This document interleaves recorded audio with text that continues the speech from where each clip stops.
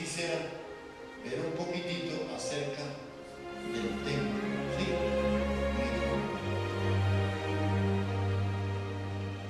Dice la palabra en el discurso aquel del primer joven que fue martirizado en el capítulo 7, Esteban. Él estaba en el Sanedrín,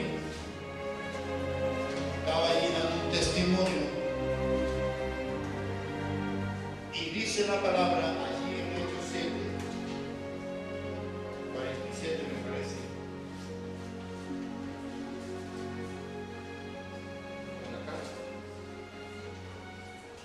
Dice, y 48 también proyecta, mas Salomón le edificó casa.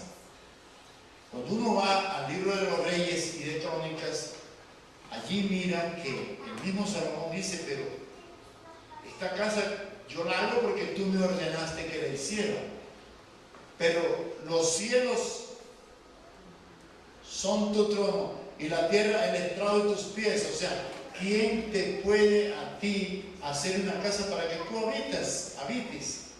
Pero era necesario que esa casa se hiciera, así como el tabernáculo en el desierto, porque eran figuras y sombra de la verdadera casa de Dios que vendría a su debido tiempo. Amén.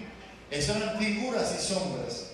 Lo que pasa es que el cristianismo, con el tiempo, retomó las cosas del Antiguo Testamento y las volvió a aplicar en la iglesia. Entonces, de las cosas que retomaron y las introdujeron, está, por ejemplo, el templo. Y hoy construyen templos y gastan millones de dólares en un solo templo. Y lo introdujeron en el cristianismo.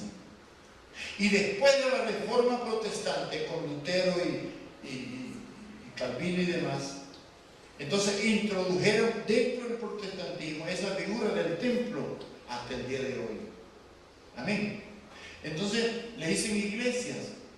Entonces nosotros inclusive en la cultura evangélica dicen, ¿para dónde vas hoy? No, hoy me voy para la iglesia. ¿Sí ven? Pero la iglesia no es eso, porque la iglesia somos nosotros. Nosotros somos los apartados por Dios, los apartados del mundo, los llamados aparte.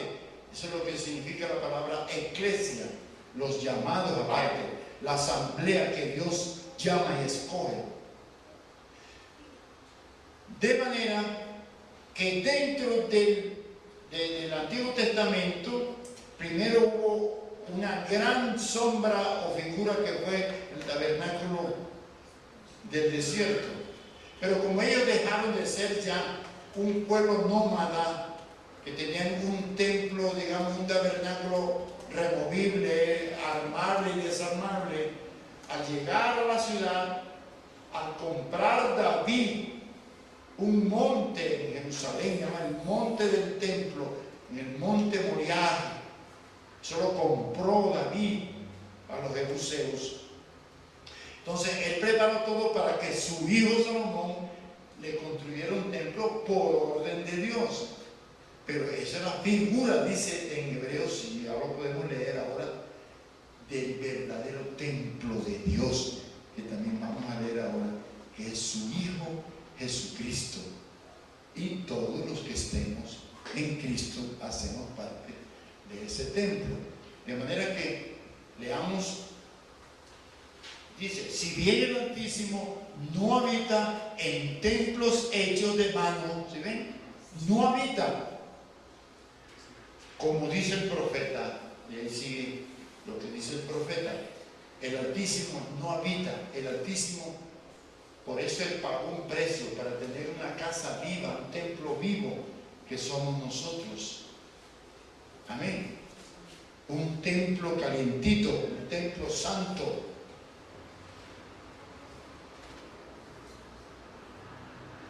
Dice en Juan 1:14 que el Dios de la gloria en su Hijo Jesucristo, ese verbo que creó el cielo y la tierra, dice que habitó entre nosotros. Y la palabra más correcta es que tabernaculizó entre nosotros, o sea, adquirió un tabernáculo, o sea, adquirió una casa donde vivir, el templo de Dios, el cuerpo de Jesucristo. Dice allí, y aquel verbo fue hecho carne y habitó entre nosotros y vimos su gloria, gloria como del unigénito del Padre, lleno de gracia y de verdad. Él tabernaculizó, él quiso también tener una casa como nosotros, los humanos. Y empezó, hermano, a hacer su trabajo, el verdadero templo de Dios. Y eso lo podemos ver ya por boca de él mismo en Juan 2. Pero, bueno, desde el 13 dice que se acercaba la Pascua, entonces dice allí que entró al templo y dice que entró al templo a los que vendían bueyes, ovejas y palomas y a los cambistas allí sentados. Recuerden lo que dijimos, no era que Dios prohibía que eso se hiciera. Alguien tenía que venderle los animales a los que venían de muy lejos. Alguien tenía que cambiarle las monedas porque tenían que, el ciclo del templo no podía ser en dracmas griegos ni en moneda romana, sino el ciclo del templo. Entonces ellos tenían que cambiar las monedas por monedas allí hebreas.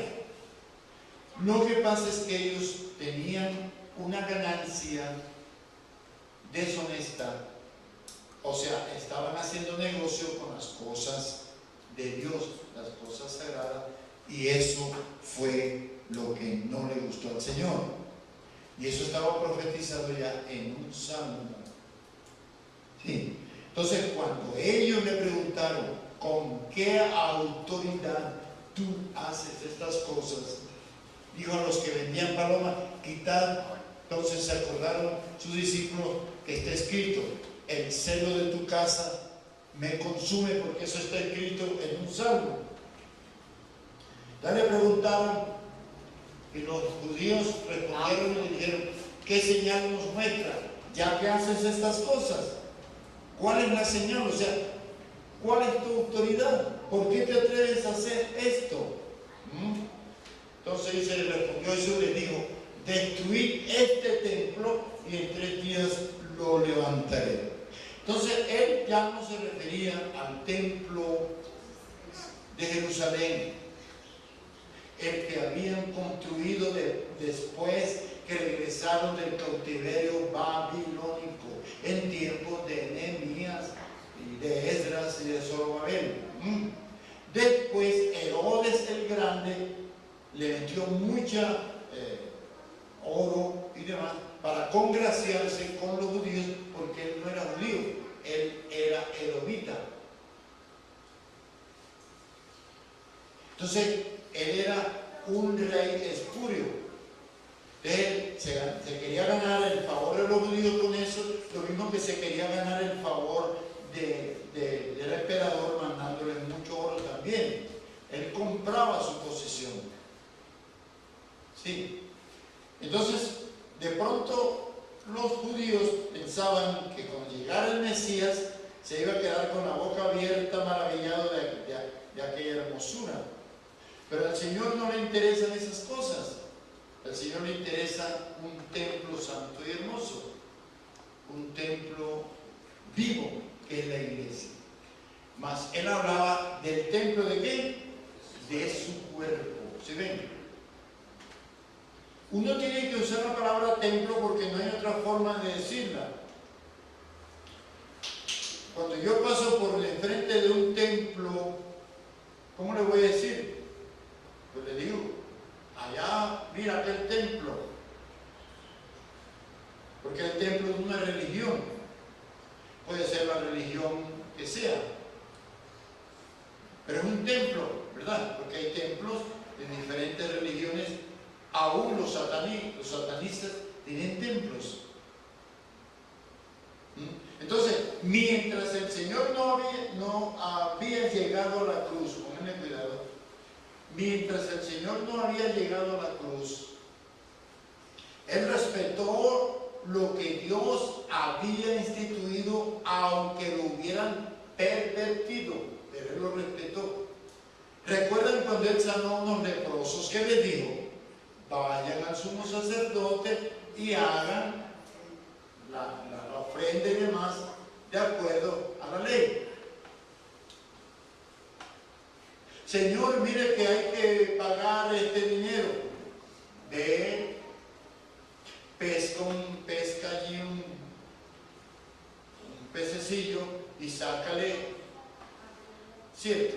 Y págalo. O sea, Él se sometía a cosas que, Señor, que el diezmo. Bueno, Él estaba todavía en el Antiguo Testamento. Mientras el Señor no había llegado a la cruz, Él estaba en el Antiguo Testamento, hermanos. Entonces, Él dice, sí, es importante lo del diezmo porque eso estaba en la ley.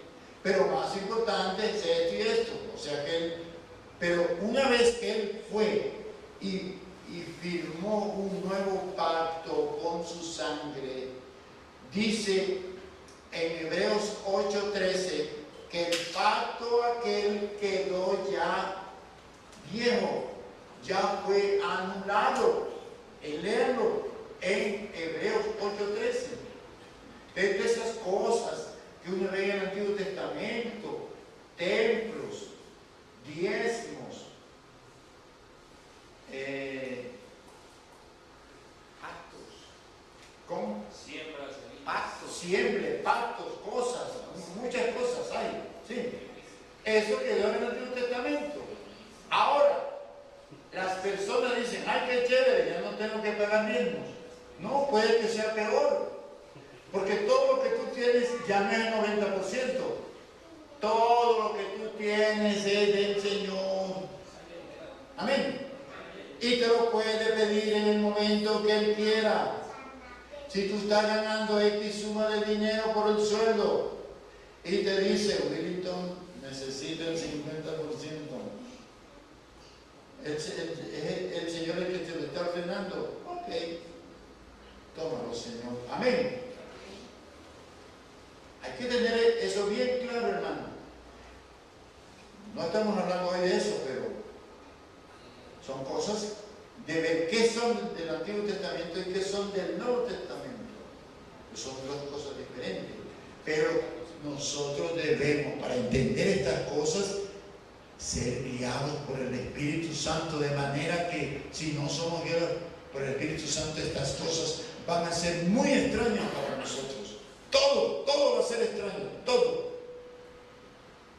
Incluso en la primera de Juan, capítulo 2, versículos 20 y 27, dice que nosotros tenemos la unción del Santo y que nosotros debemos conocer todas las cosas porque Él nos las dice. Pero si no somos guiados por el Espíritu Santo, ese lenguaje no lo vamos a entender. Amén. Tenemos que ser guiados por el Espíritu Santo, ser llenos del Espíritu Santo para poder entenderlo, para que Él sea nuestro consejero.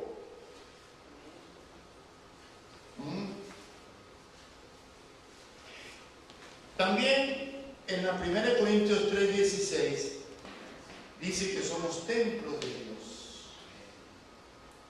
¿No sabéis que sois templos de Dios y que el Espíritu de Dios mora en vosotros? O sea, habita en su casa confiadamente. No es inquilino, tampoco es una visita. Es la casa de Él. Mora. Es su casa, donde Él ordena. Pero si nosotros somos como las vírgenes imprudentes, ahí está. Pero está arrumadita en un rincón. No tiene potestad sobre nosotros porque nosotros no le dejamos. En el 1 Corintios 6:19 también lo dice.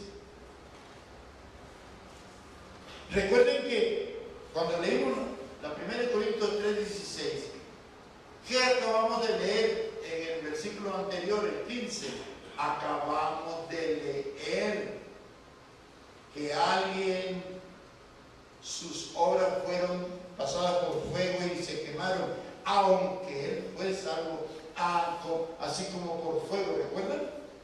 Esa persona cuya obra se quemó toda. Él fue salvo porque la salvación es un regalo eterno, pero él perdió la boda, perdió el reino, hermano, y fue salvo así como por fuego. ¿No sabéis que sois templo del Espíritu Santo? ¿O no sabéis que debéis ser guiados por el Espíritu Santo? ¿No sabéis que ustedes como templo deben de tener su casa santificada? Hasta los pensamientos, hermanos. Si hay un pensamiento lleno de basura, eso está contaminando el templo del Espíritu Santo. Si no somos guiados por el Espíritu Santo, podemos hacer muchas obras y todas son en contravía con la palabra de Dios. Somos templo de Dios, hermano. Allí, hermano, recuerdan que el otro día vimos allí una figura que no la pudimos detallar, pero recuerden que estaba la figura del tabernáculo del desierto y que estaba afuera en el patio un altar de bronce donde sacrificaban los animales. Ese altar es la cruz, es lo más externo, ese es nuestro cuerpo. Luego sigue un lugar santo, que es nuestra alma, donde está la mesa de los panes, donde está el altar de oro del incienso, donde está el candelero de oro. Es el alma nuestra como templo de Dios. Pero más adentro estaba el lugar santísimo, donde está el arca, tipo de Cristo, donde se lleva la sangre derramada por nuestros pecados en ese tiempo, el sumo sacerdote y demás. O sea, nosotros somos un tabernáculo andante, un tabernáculo vivo, templo del Espíritu Santo. Amén. Somos, hermanos, somos, y tenemos las mismas cosas que tenía el tabernáculo en el desierto. Luego en Efesios 2, los versículos 21 y 22,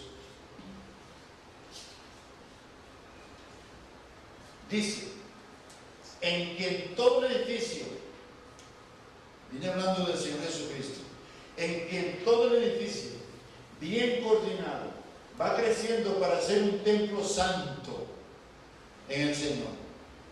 Es un edificio que va creciendo, pero en santidad sobre todo. Es más importante crecer en santidad que en números, porque a veces los ministerios dicen: qué ministerio tan exitoso, 10,000 personas se le están reuniendo.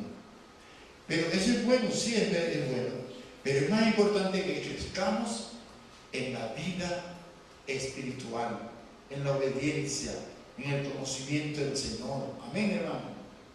Así nos quedemos, no con 10,000,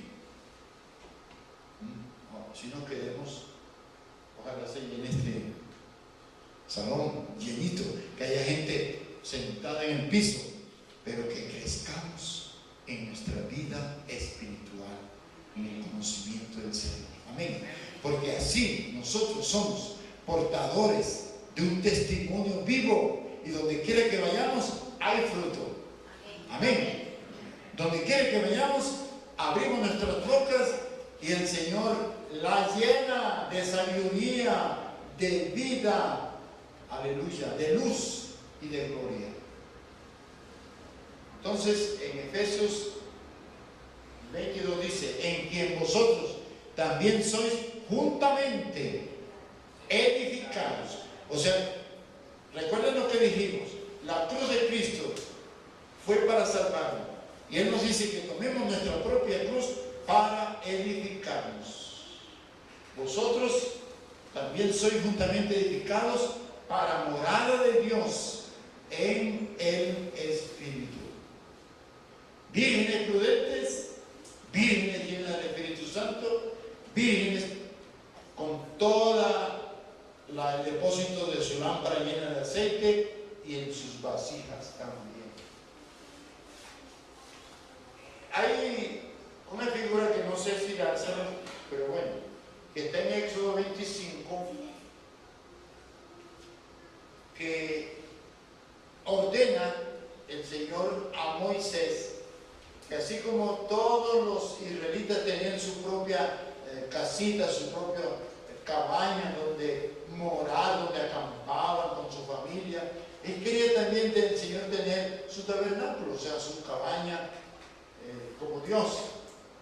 Y por eso dice, di a los hijos, dice que Moisés habló a Dios diciendo, di a los hijos de Israel que tomen para mí ofrenda de todo varón que la diere de su voluntad, de corazón, tomaréis mi ofrenda. ¿Sí ven? Aún en el régimen del diezmo, dice el Señor, que sea de tu voluntad. Amén. Esta es la ofrenda que tomaréis de ellos: oro, plata, cobre. Ahí dice pieles de animales, azul, púrpura, carmesí, lino, fino, pelo de cabras, etc. El 6, aceite para el alumbrado, especia para el aceite de la unción y para el incienso aromático, piedra de ónice y de piedra de engaste para el efod y para el pectoral, y harán un santuario para mí. Allá era físico, allá era la figura, allá era la sombra de las cosas que habían de venir, de las cosas celestiales, Cristo y la iglesia. Es lo que le decía ahora ratito. Para eso estaban pidiéndote esas cosas, porque él quería también tener su propia casa. Amén. Y allí, en el lugar santísimo, allí se manifestaba la Shekinah. Y en nosotros hay un lugar santísimo, que es nuestro espíritu, donde también se manifiesta la Shekinah. Amén. En nosotros hay también esa manifestación, hermano. Y si nosotros tenemos íntima comunión con el Señor, hermano, tú puedes estar a medianoche dormido y el Señor viene y te levanta y te dice: Willington, quiero hablar contigo. Amén. Dice: ay, Señor, te quita el sueño, hablemos. Entonces tú empiezas a adorarlo y Él te empieza a acariciar y te empieza a consentir. Amén. Y empiezas a sentir tú el gozo de un Dios glorioso que está enamorado de ti, porque en ti se manifiesta la gloria de Dios, porque en tu espíritu está la Shekinah, porque somos templo del Espíritu Santo. Amén. Y harán un santuario para mí y habitaré en medio de ellos. En ese tiempo era la figura.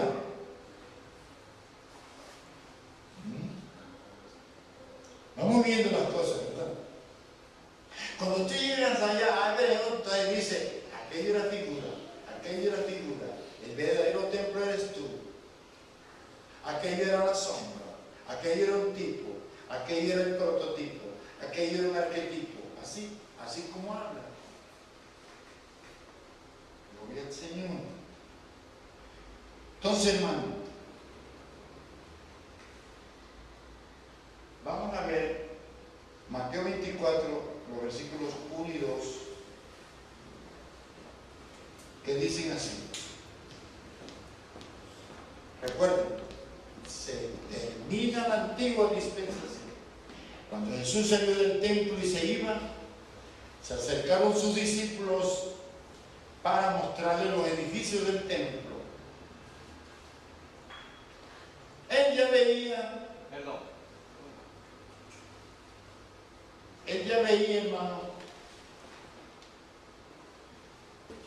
que estaba por ir a la cruz y que lo antiguo se iba a acabar. Respondiendo a él, le dijo: ¿veis todo esto? Porque ellos le preguntaron. Yo creo que estaban emocionados. Uy, ¿cómo estará el Señor de gozoso viendo todo este esplendor? Vamos a ver qué dice. ¿Ves todo esto?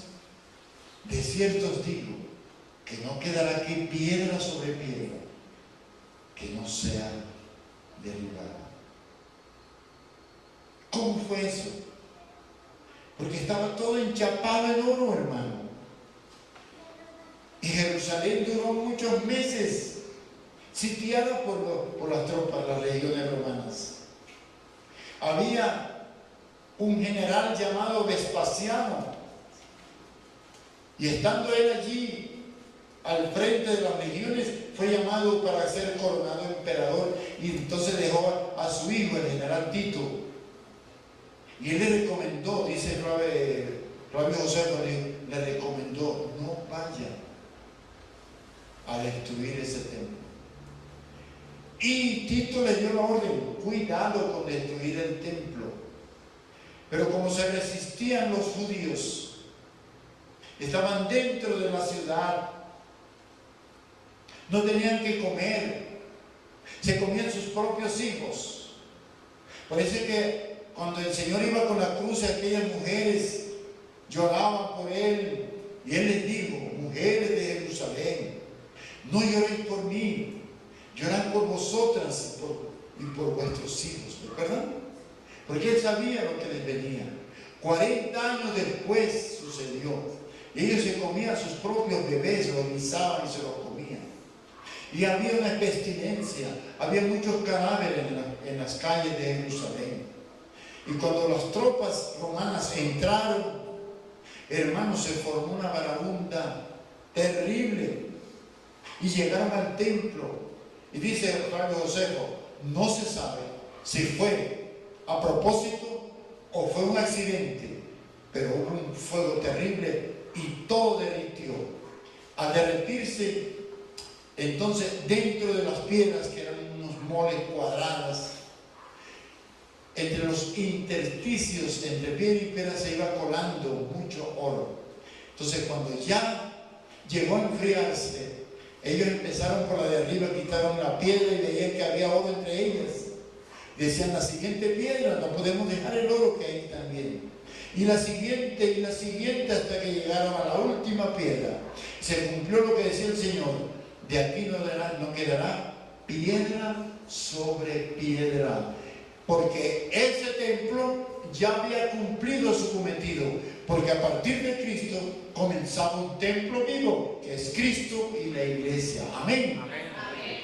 La Biblia dice que nosotros somos el templo vivo de Dios. De manera que un templo vivo, ¿para qué meterse en un templo muerto? Y yo lo digo porque es que a veces me dicen: pero la Biblia dice que ellos iban al templo. Claro que iban. Antes de ser destruidos, ellos en esos patios grandes, y la iglesia en Jerusalén era muy, muy numerosa, entonces aprovechaban, hermano. Pero ¿saben dónde partían el pan? O sea, la cena del Señor, por las casas. Lo podemos ver. Lo podemos ver. Pero antes de verlo, miremos un poquito donde dice las figuras y sombras en Hebreos. Hay mucho más que esto, hermano. No podemos demorar sino estas citas. En Hebreos 8, los versículos 5 y 13, dice: las cuales sirven a lo que es figura y sombra de las cosas celestiales, como se las advirtió a Moisés cuando iba a erigir el tabernáculo, diciéndole: mira, haz todas las cosas conforme al modelo que se te ha mostrado en el monte.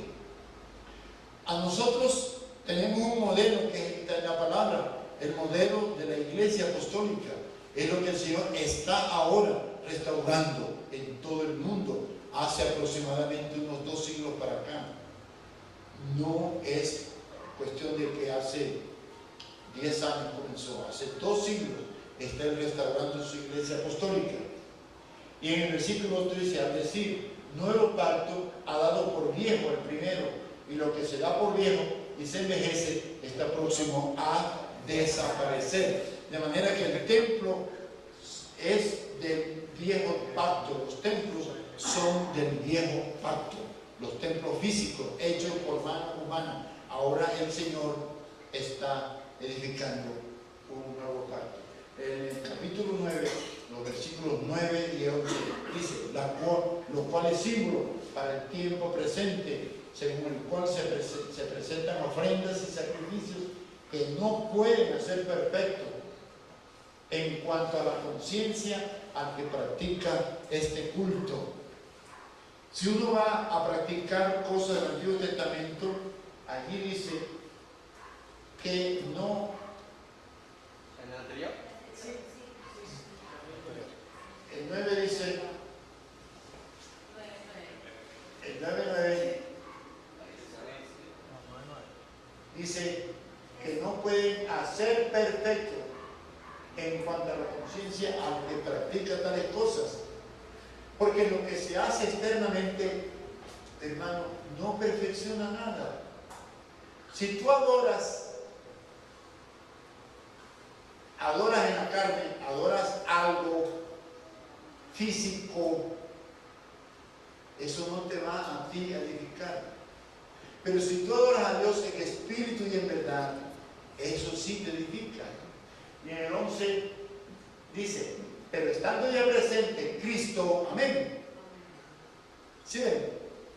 Estando verdaderamente el templo de Dios, Cristo, sumo sacerdote, los bienes venideros, por el más amplio y más perfecto tabernáculo, que es Él, no hecho de manos, es decir, no de esta creación. Entonces, este tabernáculo, y nosotros hacemos parte del verdadero tabernáculo que es Cristo, no es hecho de esta creación, es hecho por Dios. Amén. Entonces, hermano, tratemos de ir terminando. Vamos a Hebreos 12, los versículos 7, 8 y 11. ¿Por qué vamos a decir esto? Porque este templo se edifica bajo un trabajo de Dios en nosotros, que se llama también disciplina pedagógica.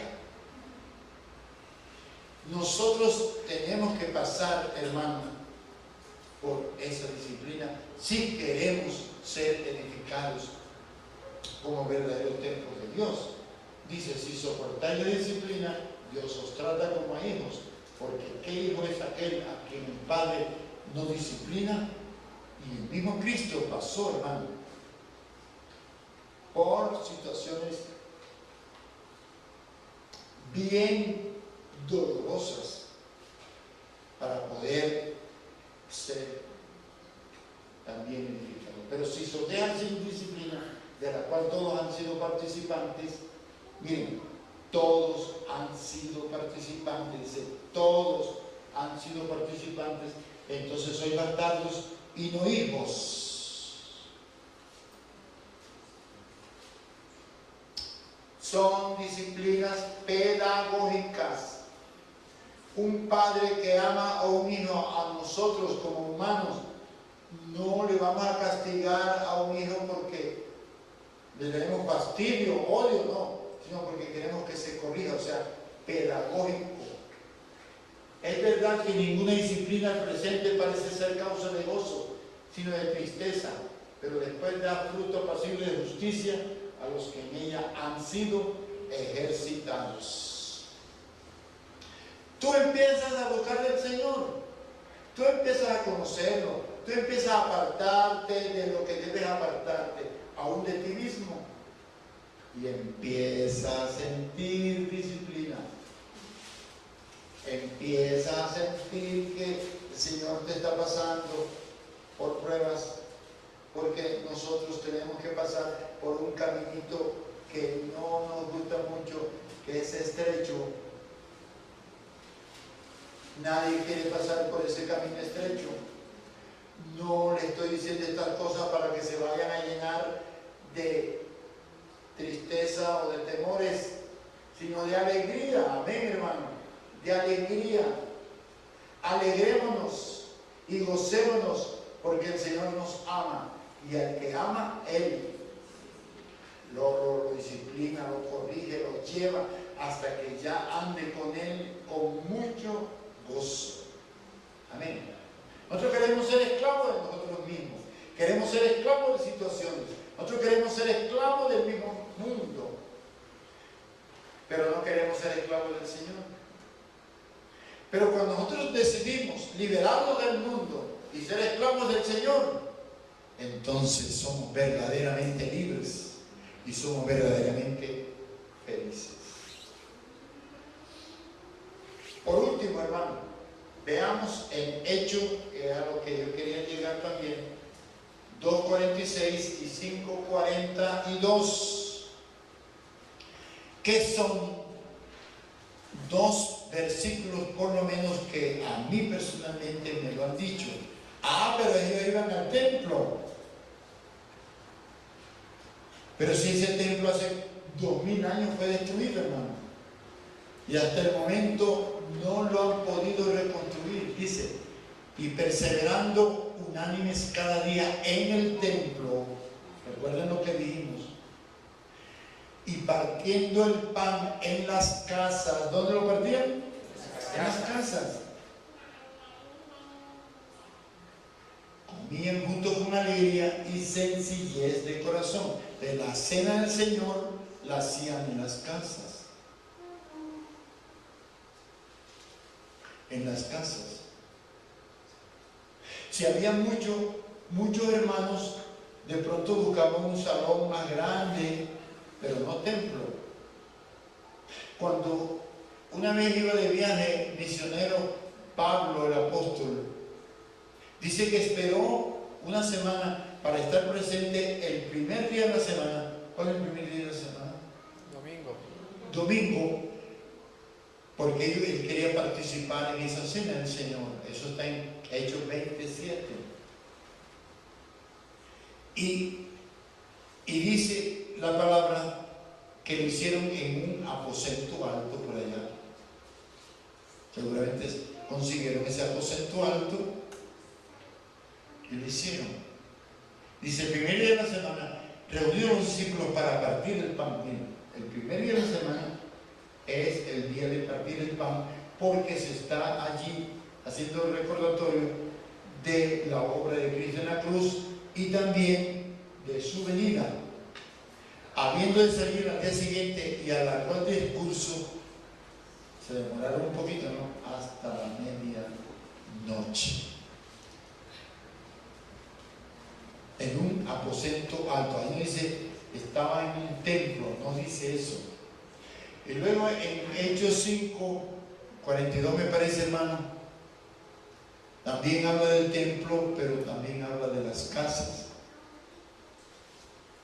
Dice, y todos los días en el templo y por las casas no cesaban de enseñar y predicar a Jesucristo. Amén. Hermano, no es fácil que a nosotros, desde que empezamos a crecer, se nos enseñó que vamos a la iglesia, que la iglesia tal, que esto, que la iglesia.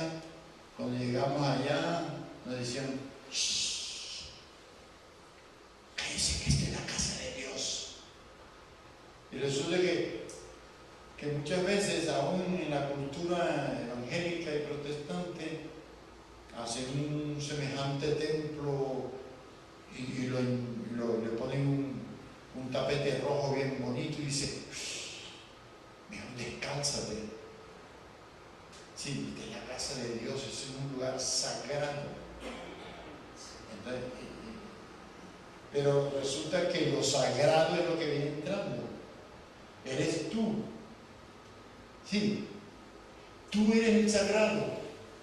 Porque si hubiera sido sagrado para el Señor, no hubiera permitido que aquel templo de Jerusalén hubiera sido destruido en la forma que fue destruido hasta el día de hoy. Hasta el día de hoy. Amén. no ha sido levantado. Es posible que lo vayan a levantar pronto, porque dice la palabra que el anticristo va a ir a ese templo que vayan a reconstruir, a hacerse pasar por Dios. Dice en la segunda de Tesalonicenses capítulo 2 que el anticristo va a ir al templo de Jerusalén. Es el único lugar topográfico de la tierra que el Señor le dice a un lugar topográfico templo, es el de Jerusalén. Entonces para eso tienen que volverlo a construir, hermano. Amén. No es fácil que a nosotros nos saque de la cabeza ciertas cosas, pero a Dios hay que creerle que nosotros somos el templo vivo y que Él quiere morar en nosotros.